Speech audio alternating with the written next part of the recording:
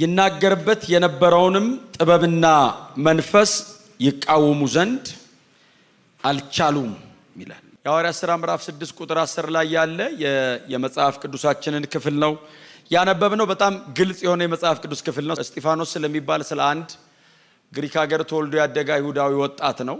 በኋላ ላይ ወደ ጌታ መጥቶ ኢየሩሳሌም ቤተክርስቲያን በነበረው አገልግሎት ላይ ተመርጦ ለአገልግሎት የተዘጋጀ ሰው ነው አይደል? እስጢፋኖስ የሐዋርያት ሥራ ምዕራፍ 6 ላይ ነው።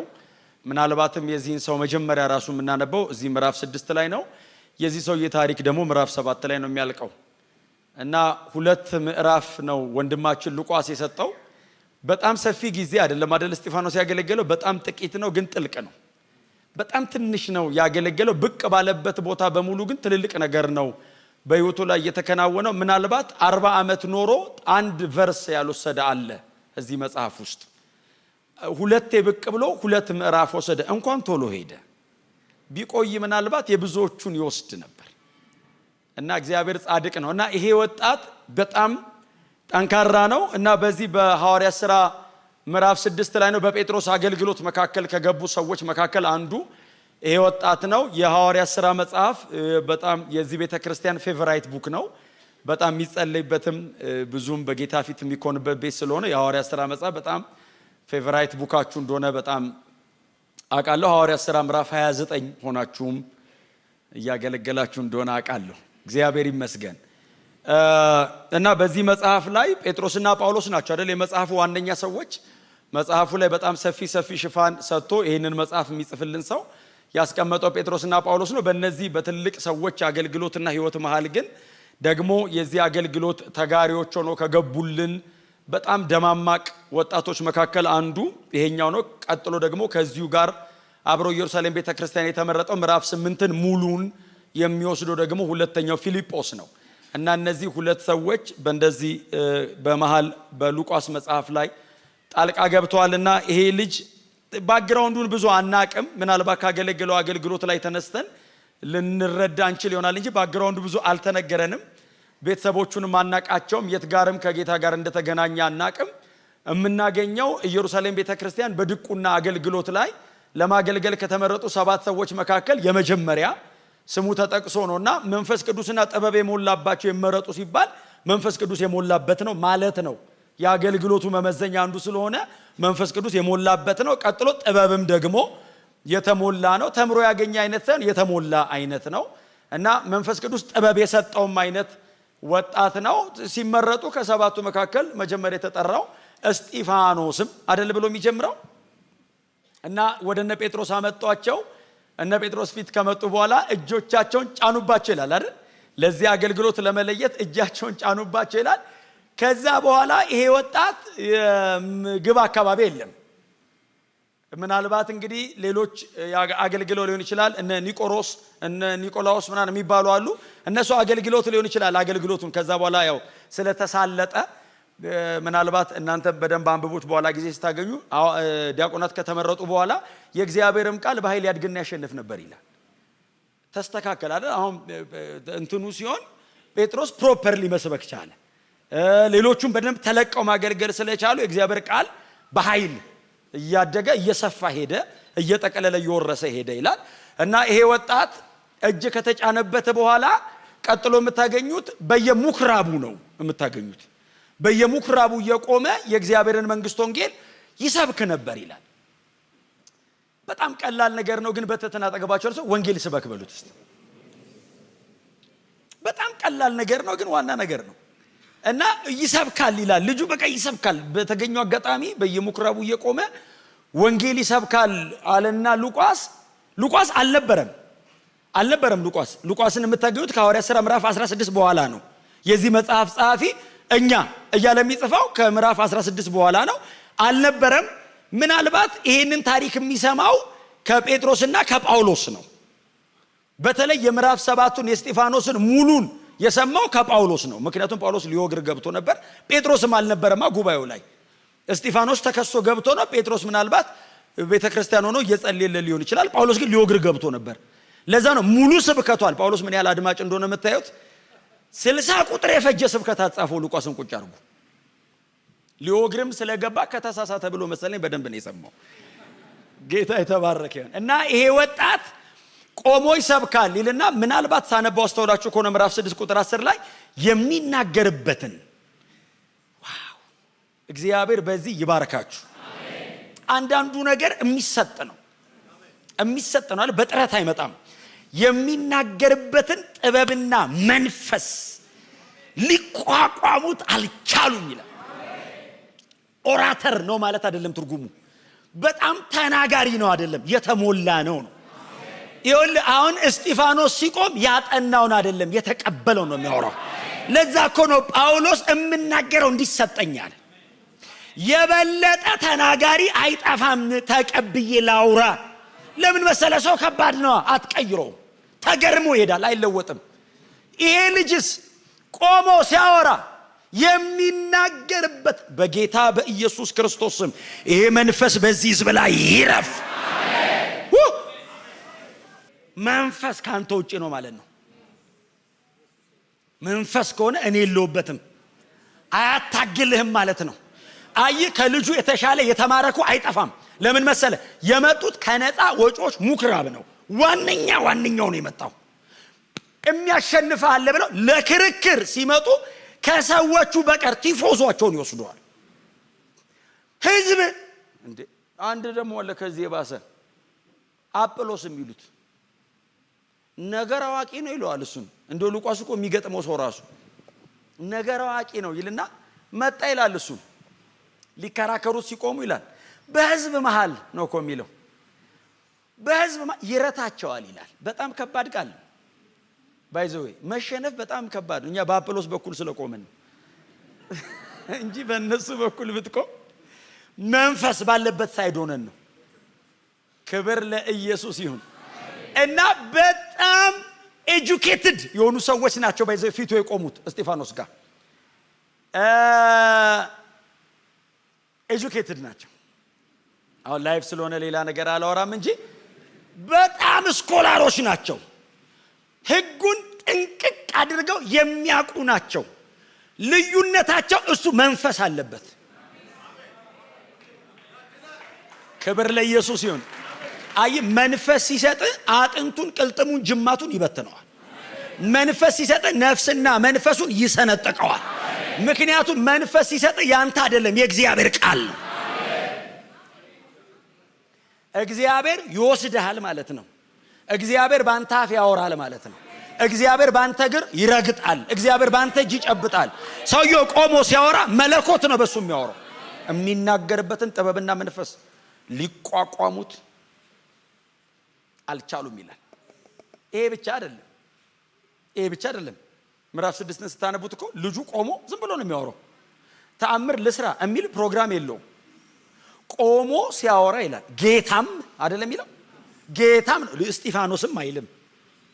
እሱ ኢንስትሩመንት ነው፣ መጠቀሚያ ዕቃ ብቻ ነው። እግዚአብሔር በዚህ ይባርካችሁ። መጠቀሚያ ብቻ መሆን፣ እግዚአብሔር ብቻ ሲዋስህ፣ ሰውየው የለበትም። ጌታም በእርሱ እርሱ ይናገራል። ጌታም ቃሉን በምልክት በተአምራት ሚራክልስ ማለት ነው። ተአምር ማድረግ የሚል ስጦታ አንብባችኋል? አንደኛ ቆሮንቶስ ምዕራፍ 12 ላይ ተአምር ማድረግ ማለት ባይዘው ሜካኒካል አይደለም። ሆነ የምትለው እኮ አይደለም። ተአምር ማድረግ ይሰጣል ማለት እንጀራ መብላት እንደሚቀል ለነሱ ይቀላል ነው። ልጁ ዝም ብሎ ሲሰብክ እግዚአብሔር ተአምራት ያደርግ ነበር ይላል።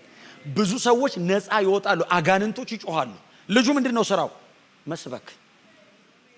የእግዚአብሔርን ቃል በመንፈስ ይሰብከዋል። ክብር ለኢየሱስ ይሁን። ተአምራቶች ይከናወኑ ነበር ይላል። ሲያቀታቸው ይላል መጽሐፍ እንደማያሸንፉት ሲያውቁ በእውነት ነው ማለት በዚህ ሰበብ ተከሰሱ። አልቻሉትም ይላል። ታውቃለህ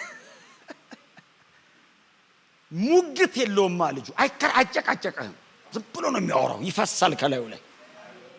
እንደማይችሉት ሲያውቁ በሕግ እናስቆመዋል። የሐሰት ምስክር ሰብስበው በአይሁድ ሸንጎ መካከል ልጁን በክስ አቆሙት። ያቆማል ብለው ነው ያቆሙት። ተከሰሰ። ጴጥሮስ ራሱ የሐዋርያት ሥራ ምዕራፍ 4 ላይ እዚህ ሸንጎ የቀረበው በዛ በተፈወሰው ሰውዬ በኩል ነው። ሰዎቹ ሰው አይሰሙም፣ ይንቁሃል። ኢየሱስን እኮ የጠሩት እኮ ሊሰቅሉ ሲሉ ነው። ኢየሱስን እንኳን ኢየሱስ እኮ ሕግ እኮ የሚያውቅ አይደለም። ሕግ እኮ ከሱ ነው የተቀዳው። የሕግ እኮ አዋቂ አይደለም፣ ምንጭ ነው። ሲኖረው እኮ ሕግ ነው። እሱ ካለ ከዛን ቀን በኋላ ሕግ ነው። ታፉ ይውጣ እንጂ እግዚአብሔር ቃል ነው ሲል ጉሮሮን እየጠረገ እንዳይመስል የእግዚአብሔር ድምጽ ነው። ኢየሱስ እግዚአብሔር ነው። ኢቭን ኢየሱስን እምቢ አሉ፣ አንሰማውም አሉ። እስጢፋኖስን አምጡት ለምን እንገለዋለን ብለው ጠሩት። ገባ። ክሱ በጣም ነው የሚገርመኝ። ወንጀል ሰራ አይደለም ያለው ኢየሱስ ክርስቶስ የሚላለው ክሱ ላይ ይሄ ኢየሱስ ክርስቶስ የሚሉት የሙሴን ሕግ ሽሮ ቤተ መቅደስ እንደሚያፈርስ ሲናገር ሰምተነዋል። ይሄ ልጅ አሉ። ከዛ ሸንጎ ተሰበሰበ። ጳውሎስም ዋን ኦፍ ነው ከሜምበርስ ስልጣን አለው እጁ ላይ። ሳውል አገኘው፣ ዋናውን አገኘው። አለቀውም ብሎ ገብቷል። ጳውሎስ ኮርነር ላይ ይሰማዋል። እስጢፋኖስ ፊታቸው ቆመ። ተከሰሃል አሉት። አዎ አለ። መከላከያ ነጥብ አቅርብ አሉት። የፍርድ ቤት መከላከያው ነው። ምዕራፍ 7 ኮርት ላይ ቆሞ ዲፌንስ ነው። መከላከያ ወንጌል ምን አጠፋሁ አይልም። አባቶች ሆይ አለ። አቤት አሉት። አቤት የሚል ፈልጉ። አባታችንን አብርሃምን አለ። ምን ማለት ነው? የእናንተ ወገን ነኝ እኮ ነው። ኢንትሮዳክሽኑ ሰዓት ነው። ልጁ ካበላሽ አይሰሙትማ። ግጥም አድርጎ ሰብኮ ከዛ የሚያደርጉትን እንዲያደርጉት ነው። አባታችንን አብርሃምን አለና የክብር አባት አለው። ያህዌ ካለ ይገሉታል። ስለዚህ የክብር አባት ከካራን ጠራው ብሎ ጀመረ። ልክ ነህ አሉት። እጃቸው ላይ ጥቅልል አለ። ጥቅልሉን በቃል ነው የሚያውቁት። ከተሳሳት አይምሩህም። ፊት ለፊት ቁጭ ብለው ያወራዋል። እግራቸው ስር ድንጋይ አለ። እኔ አይደለሁም ያልኩት ወገሩት የሚለን ከየት ይመጣል? በእውነት ጥቅስም ድንጋይም ከባድ ነው። ሕጉን ይዘዋል። ብትሳሳት ያውቁታል። ልጁስ አልተሳሳትም። ስተት የለውም ስብከቱ። አንተ ከአብርሃም ተነሳ፣ አብርሃምን ጠራው አለና አብርሃምን ሰፋ አርጎ ተናገረው። ይወዱታል፣ አባታችን ይላሉ። ይስሐቅና ያዕቆብን ነካ ነካ አረጋቸው። በድንኳን ኖሩ ብሎ ከዛ ከነሱ ላይ ዘለለና በዮሴፍ በኩል ግብጽ ገቡ አለ። አንተ አየር እንዴት ትራቨል እንደሚያደርጉት 1000 ዓመት እኮ ነው የሚያቋርጠው ልጁ በስብከት። በዮሴፍ በኩል ግብጽ ገቡ አለና ግብጽ በዮሴፍ በኩል ገብቶ 400 ዓመት አጥፎ ሙሴ ጋር መጣ። በሙሴ በኩል ዘጸአት ተከናወነ አለና የሙሴ ረዘም አደረገው። ምክንያቱም ሕግ አምጪ ነው። ከሙሴ ጋር አብሮ መጣና የሙሴን ተአምራት ነገራቸው። ሰዎቹ ልባቸው ትርክክን ያለው ውሃ ሆኑ። በቃ አዋቂ ነው ይሄ ልጅ፣ የኛ ወገን ነው አሉ። ይዟቸው እኮ ሊወጣ ነው። እነሱን መስሎ እሱን ሊያስመስላቸው ነው። ሰሙት። ከዛ መገናኛይቱ ድንኳን ብሎ ስላነሳ በመገናኛይቱ ድንኳን ምክንያት ኢያሱን አነሳው። ይዟት ወደ ከነዓን ገባ አለና ድንኳኗን አለና ዳዊት ጋር መጣ። ቤት ልስራልህ አለው ብሎ ከድንኳን ላውጣህ እግዚአብሔርን አለው ብሎ ዳዊትን ነካው በዚህ ውስጥ። ከዛ አንተ ሰራሊም ልጅ ሰለሞን ነው የሚሰራልኝ ብሏል ብሎ ሰለሞንን ነካው ስብከቱ መሃል። ከዛ ምን አይነት ቤት ነው የምትሰሩልኝ? ሰው በሰራው ቤት አልኖርም ብሎ ኢሳይያስ ጋር መጣ። ከዛ ኢየሱስ ጋር መጣ። 1440 ዓመት በ54 ቁጥር ነው የበረረው።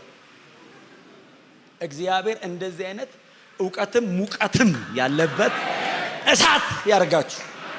ዕውቀቱ ብራዘር ቨርዥን እኮ ይመርጣል። እጃቸው ላይ ባለው ትርጉም እኮ ነው የሰበከው።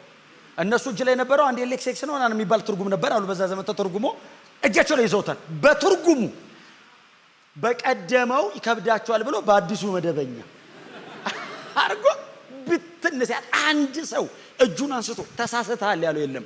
እነሱ መካከል ፈሪሳውያን አሉ፣ ጸሐፍት አሉ፣ ራይተርስ። ህጉ እንትኑ ፓፒረሱ ሲያረጅ ደግሞ የሚጽፉ እኮ አይደለም ለሚጽፈው ሰውዬ በቃል የሚያወሩ ማለት ነው። ኮማና ፉል ስቶፕ የት ጋር እንዳለ ያውቃሉ። ህጉን እንዳይመስል ስርዓተ ነጥብ ሳያረጉም እነሱ ፊት ቆሞ አልተሳሳተም። ምን አይነት ኤክሰለንስ ነው! በዚህ መጠን ማገልገል፣ በዚህ ልክ መሮጥ።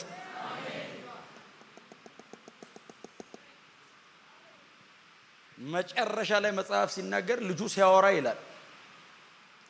ቸርች ያለ ሰው እኮ አይደለም ሊገሉት ፕላን ያደረጉ ሰዎች እንዲህ ሲያዩት የመላእክ ፊት መሰላቸው ይላል።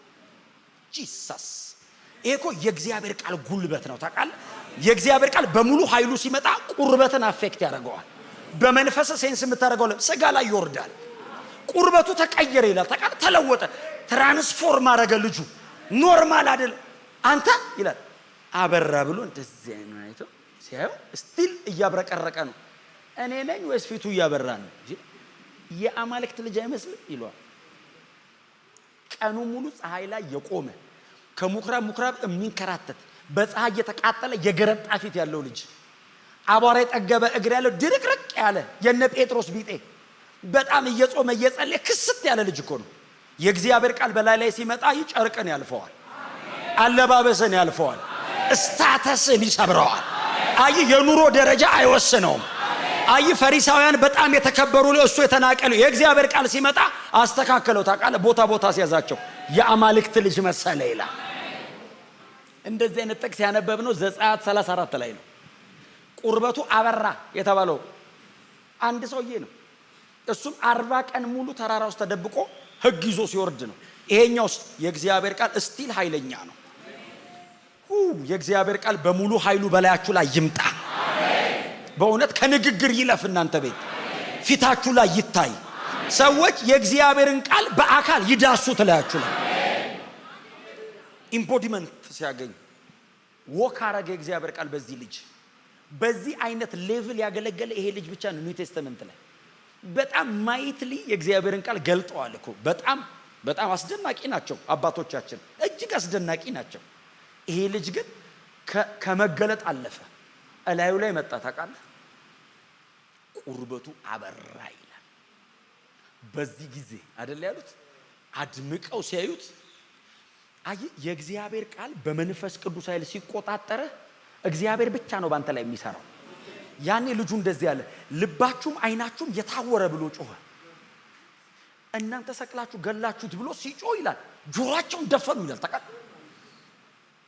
አንተ ፊቱ ሲያብረቀርቅ ደንገጥ አይልም ሰው እኮ ከባድ ነው። ሰው ታግዞ እኮ ነው እዚህ እንጂ እናንተን አላልኩ። ጆሮአቸውን ደፍነው ጮህ ላለመስማት እየጮሁ ከንትን ይዘውት ወጡ ይላል።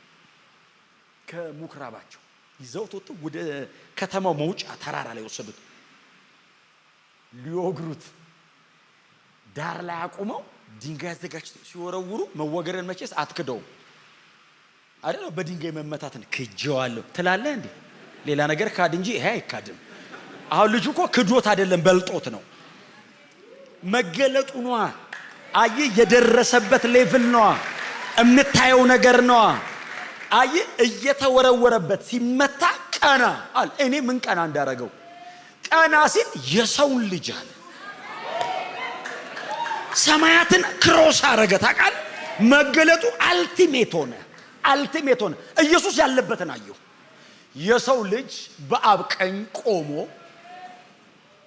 ለየላቸው።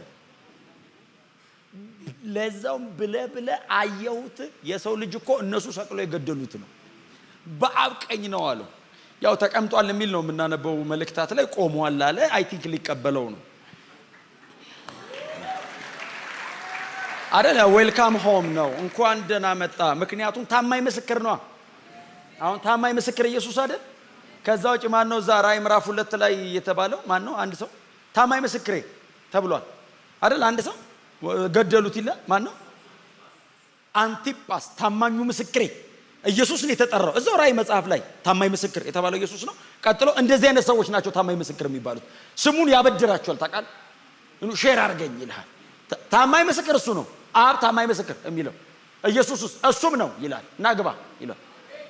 ሰልፉ መሃል ያስገባሃል። እና ይሄ ልጅ ታማኝ ምስክር ነው። በፍጹም ቤንዳ ያረግም፣ ስብከቱ ቀጥ ያለ ነው። እና አየዋለሁ ሲል ሲወግሩት ዋነኛ አስወጋሪ ሳውል ቆሞ ነበር ይላል። ታውቃለህ? አፍጥጦ ያዋል ካልሞተ እንዳታውት ብሎ ልጁ አየዋለሁ ብቻ አይደለም አይደል ያለው። ትክክለኛ መገለጥ ወደ ጎንም ነው። ወደ ላይ ካየ ወደ የሚያደርጉትን አያውቁምና ይሄንን ያለው መጽሐፍ ቅዱሳችን ላይ ጌታችን ኢየሱስ ብቻ ነው። ቀጥሎ ይሄ ልጅ ነው የደገመው። የእግዚአብሔር ቃል ጉልበት ነው። አይ ኮንቪንስ ተደርጓል ማለት ይሄ አስተሳሰቡን የእግዚአብሔር ቃል እንዴት እንደገለበጠው እዩት። ይሄ ልጅ አንተ ሚስ አያረግም እንደ እግዚአብሔር ጠላቶች ናቸውና የእጃቸው ስጣቸው። ይሄንን ቢል ባይዘው እኛ ኃጢአት ሰራ አንለውም። ልክ ነው ነው ምንለው። በለጠን የሚያደርጉትን አያውቁምና ኢየሱስ የጀመረውን የህይወት ስታንዳርድ ሳያዛንፈው ጨረሰው። he was very young early 20 ሃያዎቹ መጀመሪያ ላይ ነው የሚሉት። እና አስወጋሪው ቆሞ ያየ ይሄ ልጅ ምሕረት ሲለምን ምዕራፍ 9 ላይ ዱላ የሚቀበለውን ሰው ወጋሪ አድርጎ አስተዋወቀ ሉቃስ። በኋላ ዳነ ሲለን ማን ነው እንዳንል አስወጋሪ ብሎ በአንዱ ፈነራል ሰርቪስ ላይ ያንደኛው ኢናጉሬሽን ነው። አንዱ ወደ ሞት ሲሸኝ ሌላኛው እንትን ጨብጦን ገባ።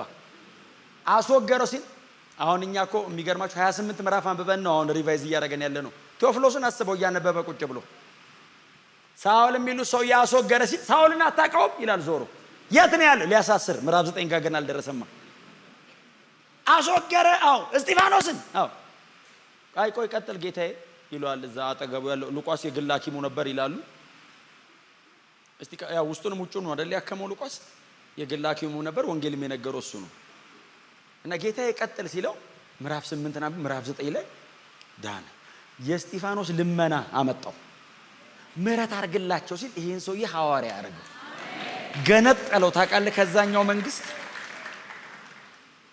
የእግዚአብሔር ፍጹም ፈቃድ በእስጢፋኖስ በኩል ተከናወነ። መልእክት ይሄ ነው። ከናንተ ባልሆነ አይነት መንፈስ ታገለግላላችሁ። እናንተ እንዳልሆናችሁ በሚያስታውቅ ክብር ታገለግላላችሁ። እነሱ አይደሉም ይባላል።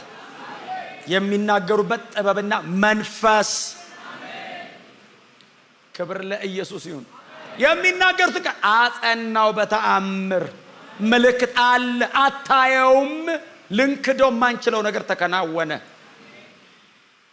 ኤማ ብዙ ሆኗል። ቁርበቱ ተለወጠ። ሆኖ አያውቅም። ይሄ ቁርበቱ ተቀየረ። ይሄንን የወደቀውን ምንድነው የሚለው መጽሐፍ? የተዋረደውን ሰውነቱን እላዩ ላይ መጣበት። የእግዚአብሔር ቃል በዚህ መጠን በእናንተ ይገለጥ።